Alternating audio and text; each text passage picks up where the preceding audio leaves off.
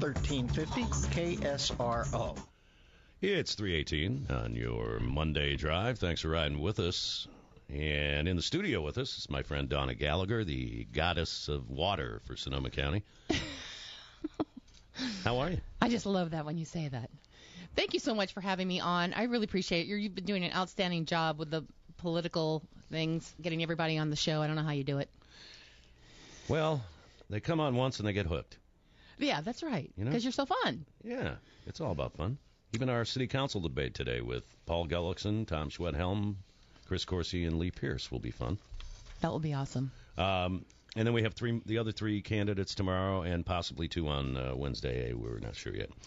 And a reminder that we'll be in Austin all next week, so Marcy Smothers will be filling in for me during the week next week. All right, so we're here to talk about Measure P in Healdsburg, and this is interesting. Healdsburg's the only city in Sonoma County that fluoridates its water, its public water supply, and they've been doing it for 60 years. But as CleanWaterSonomaCounty.org points out, back in 1952, most people thought drinking fluoridated water would reduce tooth decay and there'd be no risk. Beyond that, a lot of people, including my guests, think that that's not right. And again, the ballot measure simply says, should Healdsburg continue to fluoridate its water? So if you don't want Healdsburg to continue to fluoridate its water, you vote no. Okay, yeah. Now talk about fluoridation and what the problem is. Well, first, I know you have a lot of listeners throughout the county that are saying, why is Healdsburg important to me? Well, here's why it's important. In 1952, when Healdsburg voted it in with only 600 people, back then it was an experiment and a belief system because there was no science that it actually worked when ingested. Now, fast forward, not much has changed. There still is no science that says it works. Actually, the CDC said it only works topically, which is interesting because the Press Democrat article on October 7th and 8th, the editorial article talks about the Centers for Disease Control saying that it's one of the 10 greatest public health things in the 20th century. Well, the thing is, we're in the 21st century, and so it's really time to put an archaic thing behind us, kind of like cigarette smoking. We know lead's bad for you, DDT, etc. What we've done when Healdsburg votes it out, it will really help the county not have fluoridation, because in March or April of next year, the Board of Supervisors are going to entertain an engineering report and take a look at fluoridating the water of the entire county. Now, right now, none of the cities want to do it, and if we shed the doubt by getting out of Healdsburg, it'll really go a long ways for helping us stop it in Sonoma County. And by the way, they say it's the most cost-effective measure that can be done. If Sonoma County fluoridates, it's going to be between $10 and $17 million to put it in the first year. And that's their engineering report that they've already done for $102,000. So we already know it's too expensive, and that's a lot of dental care, wouldn't you say, Steve? That would be a lot of outreach and dental care and prevention and diet and things that actually really work that we could do to the entire county. Is there a big business, a corporation that is behind this in any way? Yes, there are. Thanks you asked that, because at the beginning of this campaign in Healdsburg, because I'm from Santa Rosa, they said, outside interests. It's mostly Healdsburg residents that have been walking the entire town. They walked the entire town in 6 months to asking people questions, providing information. And the Yes on P campaign, people keep saying it's an outside campaign. Not $1 has been donated from inside of Healdsburg for the Yes on P campaign.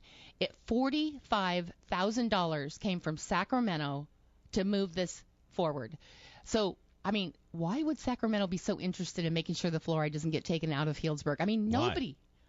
Well, I believe that they don't want to be wrong. It's the CDA, the California Dental Association, using a chunk of their change because they don't want to be wrong. They know that this doesn't work, and there probably should be class action lawsuits for the damage that have been done to people's thyroids, their skeletal, their teeth.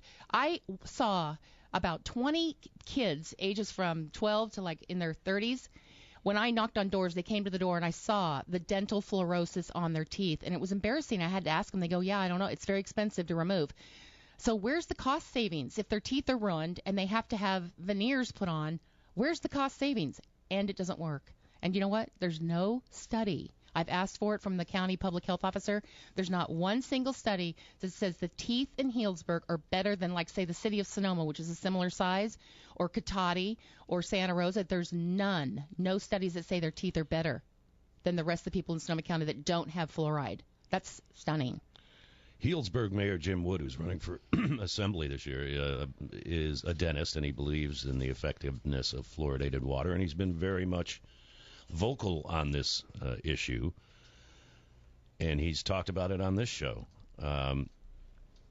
I personally, I mean, when he talks about it, some of it makes sense, and I go, but ultimately, researching on both the pro and con on this, I don't want fluoride in my water. Well, the smoke and mirrors that has happened, even from a nice person like Jim, and I met Jim. He's a great guy. We had a great lunch, and we talked. Great dentist, too. He's Michael Hayes' dentist. Oh, good. So, but the thing that happens is they use studies from when you brush your teeth with fluoride to justify putting it in the water, and it doesn't work when ingested. And there are no studies, no safety studies that it's safe for humans to ingest. In fact, the FDA didn't even approve sodium fluoride for human ingestion. It is, you can look in the FDA's drug book. It says not approved for ingestion. And if that's not enough, look at the back of your toothpaste tube. It says do not swallow. Sodium fluoride in the toothpaste, do not swallow. You're right. Why are we swallowing it? They cannot keep using the studies on brushing your teeth to justify swallowing it. And there is fluoride in most toothpaste? Most toothpaste. Yeah. In fact, 60 years ago when Healdsburg put it in, it wasn't in pesticides, toothpaste, mouthwashes. Now it's in fruit juices, it's in foods, it's in everything. We're over-fluoridated. We can at least take it out of our water. And we're just trying to bring it back to choice for the people of Healdsburg. There are people who don't want to shower in it and drink it. And it's very expensive to remove. So why not just take it out and then let people go to the store and buy all the toothpaste they want, or go to their dentist and get a fluoride treatment? Why force an unethical, unnecessary drug on the population of people? It's outdated. I also brought this up last time you were here talking about that. I don't want my dog to be drinking fluoridated water. Oh my gosh, it's worse for the animals. I would think. The smaller you are, the smaller you are, the harder it is. You have an infant that's under 6 months old. The ADA says infants should not drink any fluoridated water. So in other words, do not put it. There's baby bottle warnings in many cities that have it. We tried to get one in Healdsburg. They wouldn't do it. The city council ignored us. It's not even supposed to be in the baby formula at that age. And under 2, it's a developmental toxin to the baby. They're little. That fluoride's going straight into their developing brain and affecting it. Now, what about the Centers for Disease Control and Prevention, the U.S. EPA, and, as you mentioned, of course, the American Dental Association all think fluoride is a good thing? Well, actually, the CDC actually admitted that it may work topically, but not when ingested. They've admitted that. And I told you, the Food and Drug Administration says that it's not to be ingested.